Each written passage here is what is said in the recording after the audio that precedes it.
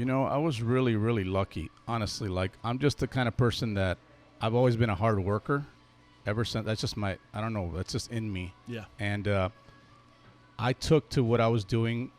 I started as a, regular cook and all kinds of savory food, but I shifted quickly and latched onto pastry because of my artistic side and my attention to detail. So I became really quickly able to do it. And for some people, it's a little bit more difficult. For me, it just came supernatural, and I just developed it as much as I could. I went to culinary school right after I got out of the Air Force. I went to the Art Institute of Fort Lauderdale and started working in fine dining, and I just never left from there until I opened up my own bakery. I think I'm still missing the catalyst, the trigger, right. when you're like, right. oh, okay. Well, that's what I'm getting to. Okay. No.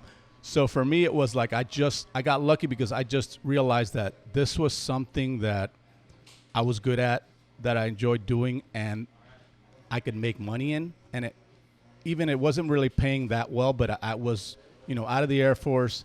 I didn't have a degree in anything else. I went to culinary school, so I got my degree in that, and I just made the best of what I was given at the time.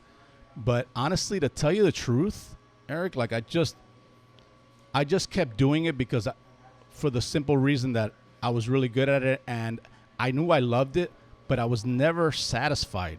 And 20 years of my career, I spent, looking for the right feeling the whole time. And let me tell you something. I didn't find it until I finally opened the first donut shop, and I found exactly what I was supposed to do the rest of my life. What was it that was different about this donut shop? And I know we're getting ahead of ourselves, but get into it. I don't know how to describe the feeling, but I had been searching. It just never felt right. I was never happy with either the way that a restaurant ran, because I'll tell you what I hate the most about restaurants. As a pastry chef, you have to stay till the last table, and sometimes they don't even order dessert. So you just stayed there till an hour after everybody else already left. And then that damn table doesn't even get dessert. Oh, my God, how pissed off. So, you just go in earlier than everybody else because you have to prep, but you have to stay later than anybody else does. So, but the great part about restaurants is that you focus just on one menu, and you did some crazy over-the-top stuff, and I love that. In a hotel, it was a personal thing with me. I wanted to conquer that position.